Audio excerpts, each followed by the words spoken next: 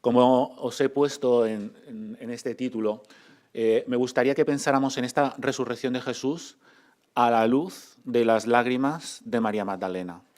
Porque, en definitiva, el texto de Juan la pone, no voy a decir de protagonista, porque el protagonista es Jesús resucitado, ¿verdad?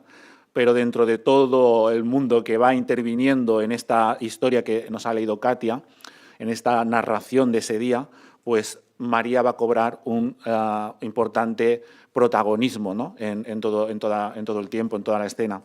Y creo que también nos vamos a poder sentir muy identificados en todo su progreso, en todo su avance, ¿no? en esta especie de descubrimiento personal de que Jesús era la persona, ¿no? que es con la que estaba hablando, era el resucitado. Como os digo, el día de resurrección, el domingo de resurrección, es probablemente el día más importante del calendario litúrgico de una iglesia, ¿no? Probablemente comparable al nacimiento de Jesús que celebramos en la Navidad. Y lo es porque en el día de resurrección especialmente estamos recordando en dónde se fundamenta nuestra esperanza como creyentes y como iglesia. Nosotros creemos que Jesucristo resucitó de entre los muertos, venciendo al pecado, venciendo el mal, a la muerte misma, y que no lo hizo como una demostración de poder, de violencia, por medio de las armas, sino que lo hizo desde dentro, ¿no? Lo hemos escuchado en la historia de Juan, lo hemos cantado a la hora de recitar, ¿no? de manera cantada, como lo hemos hecho el credo, ¿no? Este resumen de la fe de la Iglesia. Por lo tanto, es el punto culminante de nuestra fe, ¿no? Si Jesús, después de todo lo que hemos reflexionado de su vida, hubiera muerto en la cruz y no hubiera resucitado, ¿verdad? Nuestra fe sería probablemente vana, ¿no? Hubiera sido pues un maestro más en la historia. Lo que hace verdaderamente significativo el hecho es que Jesús venció a la muerte. Y lo hizo participando de la misma esencia de Dios, y ahora hablaremos un poquito de esto.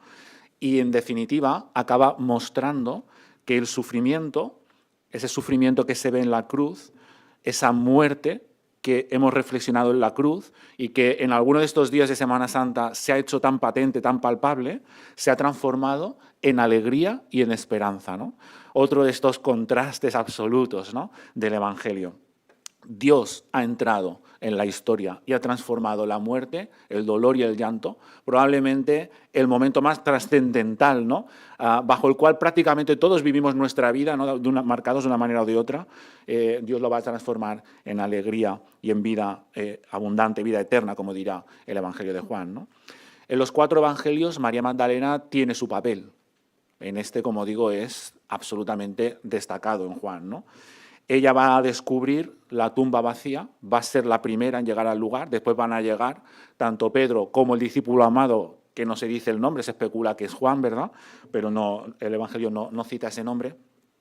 Y va a ser ella después la encargada de anunciar, después de esa conversación con el Cristo, con el resucitado, de anunciar al resto de los discípulos la resurrección de Jesús. Hablaremos también un poquito de ese hecho tan fundamental en la historia, ¿no? Pero me gustaría que nos acercáramos, como digo, a María, nos pusiéramos en su piel y a través de los detalles que el texto nos explica, nos describe de ella, pues también nosotros nos acercáramos en este domingo a este tiempo, a este momento de la resurrección de Jesús. La verdad es que María no alcanza la plenitud de la fe en el primer momento. Habéis observado que es un descubrimiento progresivo hasta que se da cuenta de que está hablando con Jesús y de que Jesús está resucitado. Pero María no empieza así, ¿verdad? María empieza acercándose a la tumba vacía y pensando que han venido unos ladrones a robar el cuerpo de Jesús. Incluso después se piensa que está hablando con el hortelano, ¿no? Con el jardinero, y se piensa que a lo mejor ha sido él, ¿no? quien lo ha robado. Ni siquiera reconoce a Jesús. Es cuando Jesús la nombra que entonces le reconoce, y es después que se da cuenta de que es el resucitado, ¿no? Por lo tanto, hay un proceso de descubrimiento del Cristo, ¿no? No de Jesús de Nazaret, sino del Cristo resucitado. Y hay todo un proceso de descubrimiento de la fe y de fortalecimiento de su fe. Esto no es nuevo en el Evangelio de Juan. Ya hemos reflexionado en otras historias que el Evangelio nos cuenta, Nicodemo, etcétera, etcétera, donde siempre se ve un proceso de crecimiento personal con este primer encuentro con Jesús, y los diferentes personajes van creciendo en el descubrimiento de quién es Jesús y de su propósito, ¿no? Por lo tanto, la historia va a seguir el modelo que sigue el Evangelio de Juan a la hora de presentarnos estos encuentros, estos diálogos con Jesús, un proceso de crecimiento, de discernimiento de la fe.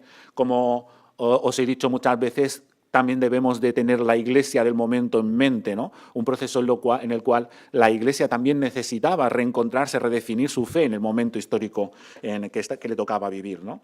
Así que María Magdalena va a pasar por diferentes etapas de incomprensión hasta llegar a el punto, ¿no?, de que está delante del maestro, del Raboni, ¿no?, como dice el texto en hebreo, en arameo, ¿no?, y va a reconocer a Jesús el resucitado, ¿no? Por lo tanto, diferentes momentos de incomprensión que van a pasar del plano material al espiritual, y ambos conjugadamente. Además, hay detalles muy ricos en el texto que por desgracia, por el tiempo no vamos a poder entrar, pero hay detalles muy interesantes, ¿no?, entre ese equilibrio entre lo material y lo espiritual que hay detrás, ¿no? La verdad es que la encarnación de Dios va a irradiar la gloria de Dios. Ya nos evoca también a cómo comenzó el Evangelio en el capítulo 1, ¿no?, donde veíamos también que ese Jesús encarnado iba a irradiar la gloria de Dios que vemos al final del Evangelio. Literariamente también está perfectamente construido, ¿no? Pero dicho todo esto, pequeños detalles que siempre me gusta compartir para enriquecer vuestra lectura personal de los evangelios, ¿no?, para que podamos leerlo cada día con más madurez y más conocimiento. Me gustaría centrarme en un detalle que nos dice el texto, y es que María estaba llorando. María estaba fuera llorando junto al sepulcro, y mientras lloraba se inclinó para mirar dentro del sepulcro. En esas etapas que vive María, ¿no?, de incomprensión o de proceso, pues el primer punto de su proceso fue esta sorpresa, este miedo: han robado el cuerpo del maestro, esta frustración que ha pasado aquí, ¿no?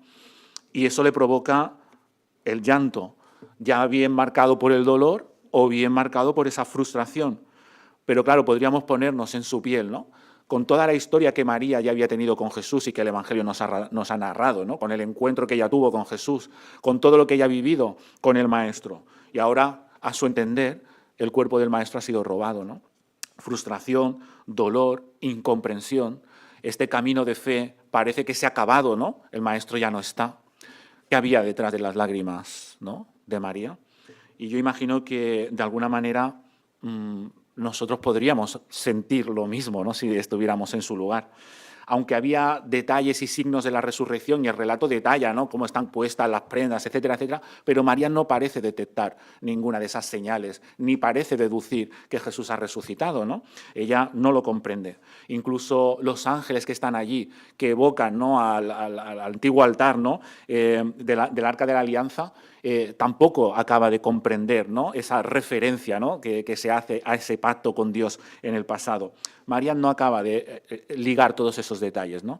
Ella está en la incomprensión, ella está en el dolor, ella está probablemente en las dudas: ¿qué va a pasar ahora? El maestro al que seguíamos, el que nos proponía un mundo diferente, el que apostaba por la no violencia, ese maestro al que hemos visto entrar en Jerusalén hace una semana y morir en una cruz con una corona de espinas, ¿no?, y con un manto púrpura, ya no está. ¿Qué va a pasar, no? Me gustaría, a partir de este detalle, quizás hacerlo nuestro también, un domingo como hoy, ¿no? Porque yo creo que María nos enseña que la fe no comienza con certezas.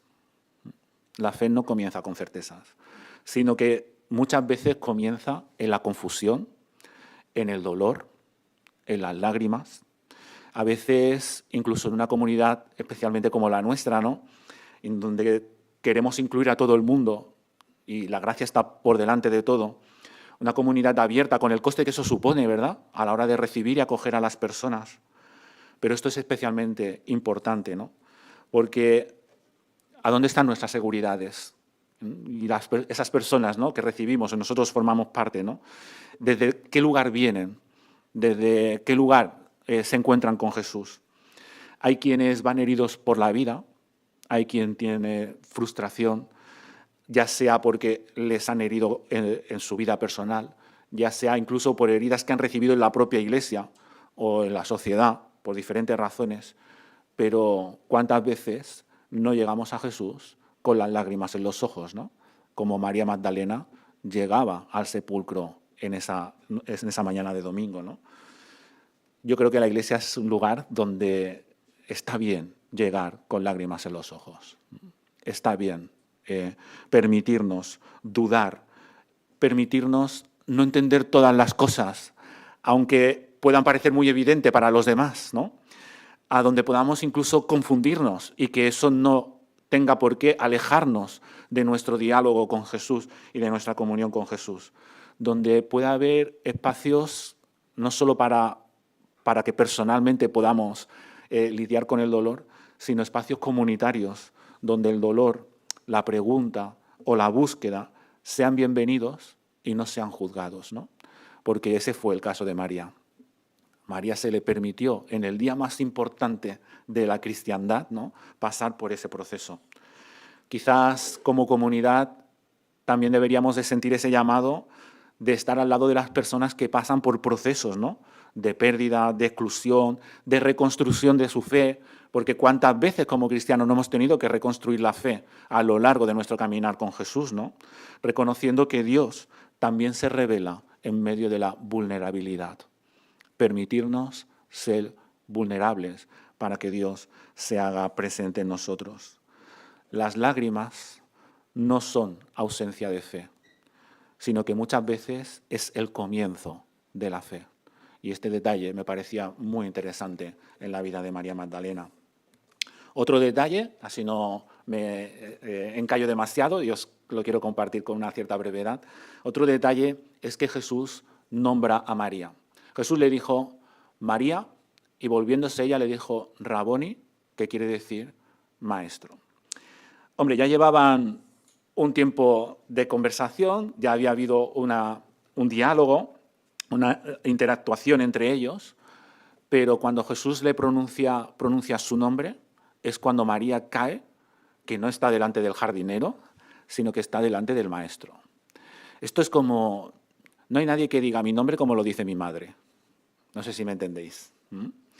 Me puede llamar mucha gente, pero yo sé cuándo me está llamando mi madre, ¿no? Por su tono de voz, por cómo pronuncia Ismael, ¿no?, cómo va a decir cada letra, que es completamente diferente a cómo otras personas van a pronunciar ese nombre. Una persona, obviamente para mí, absolutamente cercana, familiar, donde tenemos una relación de cariño. Podría reconocer su manera de pronunciar mi nombre, ¿no?, por encima de todas las demás maneras. Es un momento donde se pone de manifiesto esa relación de Jesús con María y de María con Jesús, ¿no? Y María reconoce la voz y la presencia del buen pastor. ¿Os acordáis del texto del buen pastor también en el Evangelio de Juan, que dice que el buen pastor conoce a sus ovejas y conoce por nombre a sus ovejas? El texto evoca esa relación del buen pastor, ¿no?, esa relación de comunión, de cuidado, de acompañamiento de Jesús con aquellas personas que le siguen. Hay, por lo tanto, un momento de reconocimiento y de comprensión. Aunque María aún va a necesitar crecer más en la conversación, pero ahí empieza a hacer como el clip, ¿no? Aquí es donde empieza a cambiar. Se siente reconocida y sabe que está delante de Jesús. Aunque no comprenda bien qué está pasando allí y cómo es posible aquello, sabe que tiene delante a Jesús. Y además, Jesús le dice algo aparentemente extraño, ¿no?, porque dice, yo voy con mi Padre, que también es vuestro Padre, y le hace esa frase donde no solamente va a reconocer que Dios es su Padre, el Padre de Jesús, sino que le va diciendo a María, igual que Él es mi Padre, también lo es tuyo y de los discípulos, de aquellos que creen, ¿no? Está compartiendo la paternidad de Jesús con aquellos que creen en Jesús. Está compartiendo la familia de Dios con aquellos que a través de Jesús llegan a Dios. Y esto es algo impresionante, porque en el Evangelio ya se han ido dando detalles y se han ido nombrando y haciendo esas diferencias de quiénes son hijos e hijas de Dios, ¿no? Aquellos que han recibido el nombre de Jesús, ¿no? Y en este detalle final, Jesús le dice esta frase, ¿no? Me voy con mi Padre, que es también vuestro Padre, ¿no? Ahora más que nunca, ¿no? Ahora que he cumplido mi propósito en la cruz. Por lo tanto, el Dios, el Padre de Jesús, es el Padre ahora también de María. Y María puede sentirse hija de Dios, ¿no? Es algo así parece ser, ¿no? Lo que Jesús le está intentando también decir a María en esa conversación. Toda la Trinidad se ve implicada en la salvación y en el acompañamiento a los discípulos, ¿no? Un amor de Dios que cada vez más es más amplio y que parece que la resurrección va a ser el gran broche de oro de ese amor. Ese amor amplio e inclusivo que ya hemos visto en Juan en tantos detalles como hemos comentado en su Evangelio. Acordaos de la samaritana, de cómo iba abriendo espacios, ¿no? Acordaos del funcionario, cómo ha ido abriendo espacios. Y ahora no solo la cruz, sino la resurrección es para todo aquel que cree. Como os decía, interesantes detalles para nosotros a día de hoy, porque Jesús llama a María por su nombre y es el comienzo de la transformación de todo. Cuando Jesús llama a María por su nombre, comienza a cambiar todo. Y quizás en nuestra comunidad esto también nos deberíamos de apropiarlo, ¿no? Porque no somos personas anónimas, somos personas con nombre. Somos personas con nombres para Dios y creo que imitando ese amor de Dios, también nosotros deberíamos de tener este punto de reconocer el nombre de las personas y entenderme lo que quiero decir, ¿eh? No solamente saber que Gemma se llama Gemma, ¿no? Sino que ahí hay una persona detrás, ¿no? Y saber reconocer la humanidad de las personas. No estamos tratando, Dios no está tratando y la Iglesia no está tratando con masas anónimas, sino con personas concretas, con historias únicas, con identidades diversas, pero con absoluta dignidad irreductible, todas y cada una de ellas. A mí este detalle me llama a valorar esto, ¿no? No solo en mi relación con Dios, que también creo que me conoce por nombre, sino que yo también, ¿no? Reflejando eso, quizás lo puedo proyectar a los demás. Reconocer y afirmar el nombre, la identidad, la historia de cada persona, especialmente para quienes han sido invisibilizados o negados, ya sea por razones de género, de orientación, de origen, de raza, cuántas razones hay en nuestra sociedad hoy en día, ¿no? Para convertir a las personas en masa, en cosa, y por lo tanto deshumanizarnos y deshumanizarlos, ¿no? Darnos el permiso para deshumanizar al otro, ¿no? Creo que esto es una gran enseñanza de Jesús con María, ¿no? Cultivar una espiritualidad de la escucha. Aprender a discernir la voz del buen pastor. Supieron reconocerse. María, Raboni, en medio de tanto ruido como hay hoy en día, ¿cuántas veces se nos escapa la voz de Dios que nos llama por nombre, ¿no? No estamos a lo mejor en la sintonía adecuada, ¿no? Para escuchar esa voz de Dios en Jesús. Y recordar que nuestra relación con Dios no es ni uniforme ni impuesta, sino personal y viva, que está en crecimiento. María muestra una relación personal con Jesús, como la de cada uno de nosotros también estamos llamados a tener. Y un último detalle. María, al final, después de todo eso, pues entonces sí que alcanza la fe pascual, podríamos decir, ¿no? La fe que se refleja en la Pascua. Ya lo había hecho antes el discípulo amado, que había visto y creído, dice el texto, aunque sale rápidamente de la escena, ¿vale? Pero María, quizás más allá, necesita más tiempo, pero acaba reconociendo al resucitado. Jesús se lo dice, ¿no? Jesús le dice, bueno, no me toques aún, un texto súper curioso en el cual no quiero entrar ahora, pero no me toques aún porque voy al Padre, ¿no? Pero María reconoce a Jesús y que ese Jesús, siendo Jesús, no es el mismo Jesús con el cual había tenido ella relación, sino que ha habido algo allí completamente diferente. Acaba cayendo en la cuenta, ¿no?, de la resurrección de Jesús. Pero lo interesante es que ella va a contarlo a los apóstoles. Y ese detalle me parece espectacular. Os he puesto una imagen aquí, que es una imagen de una catacumba en Roma, la catacumba Priscila. Esta imagen es la imagen de una mujer que está oficiando un culto cristiano en los primeros momentos de la historia de la Iglesia.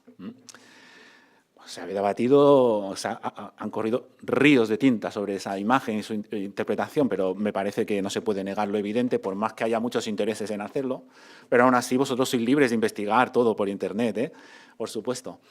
Pero parece bastante indiscutible que es una mujer, además está oficiando litúrgicamente un culto, lleva una estola, está bendiciendo a la comunidad, como a veces hacemos los pastores, ¿no?, cuando acabamos un culto.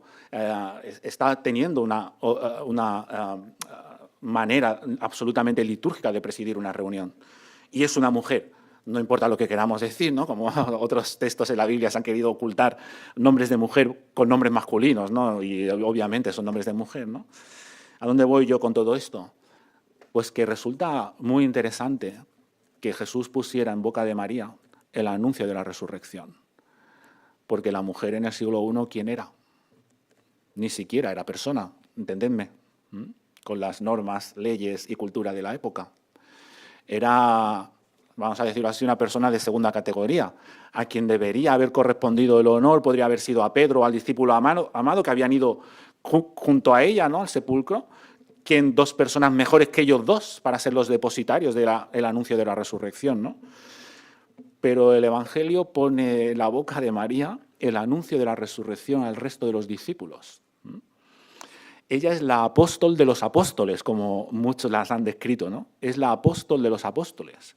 Es la que va a llamar a los apóstoles a considerar que Jesús ha resucitado.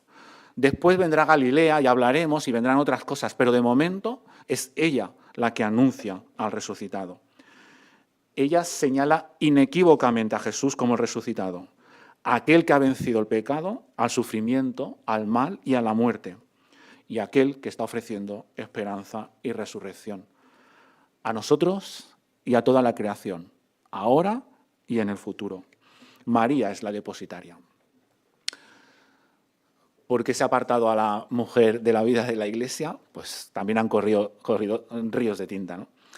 Pero desde luego creo que María nos enseña a que todo ser humano, ¿verdad?, es considerado digno por parte de Dios para ser enviado a llevar su mensaje ante los demás. No importa si eres hombre, si eres mujer, no importa si te crees mejor o peor, si tienes más o menos estudios, si piensas que eres más o menos digno, o si vienes de un país o del otro, o si hablas un idioma o el otro, si tienes más facilidad de palabra o no. Creo que lo verdaderamente bonito detrás de la historia es que Dios va a poner a María como una anunciadora digna de la resurrección de Jesús, como todos y cada uno de los que estamos aquí en esta mañana. La Iglesia tiene que aprender a reconocer y a promover los dones de las personas y los ministerios de todas las personas de una comunidad sin ninguna exclusión. Y si en aquel tiempo era la mujer, aún a día de hoy sigue habiendo exclusión por eso y por tantas otras cosas, ¿no? Aprender a reconocer dones y ministerios sin exclusión. Entender la misión no como una imposición, no como un deber, sino como un testimonio de una experiencia transformadora de Dios en nuestra vida, de una experiencia auténtica con Jesús. No tienes que hacer ningún teatro ni vender ninguna moto. María empezó llorando y confesó la resurrección de Jesús. Ser una comunidad que anuncia la resurrección no solo con palabras, sino con la práctica, probablemente con una inclusión radical, con una hospitalidad a prueba de todo prejuicio, con una defensa de la dignidad por encima de cualquier cosa, por un absoluto cuidado de toda la creación en su máxima expresión, ¿verdad? No solamente los seres humanos. La fe de la Pascua siempre se convierte en misión cuando se vive de verdad y se vive desde un corazón transformado. María lloró, María reconoció a Jesús, Jesús la nombró por nombre. María fue la primera testigo de la resurrección, de la experiencia de su vida. Creo que nos podemos llevar también cosas prácticas en esta mañana, aparte de recordar, obviamente, la resurrección de nuestro Señor y de nuestro Salvador. Que el Señor bendiga su palabra, que el Espíritu Santo nos ayude a hacer la verdad en cada una de nuestras vidas.